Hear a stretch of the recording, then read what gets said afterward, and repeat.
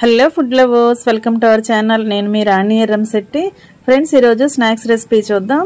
Cup బియ్య పిండితో అప్పటికప్పుడే చేసుకునే టీ టైం స్నాక్స్ రెసిపీ జంతికలు. ఆ ప్రాసెస్ అంతా చూడాలి అంటే ఒకసారి వీడియోని ఓపెన్ చేసి క్లారిటీగా చూడండి. ఇంగ్రీడియంట్స్ అన్నీ మీకు అర్థమవుతాయి.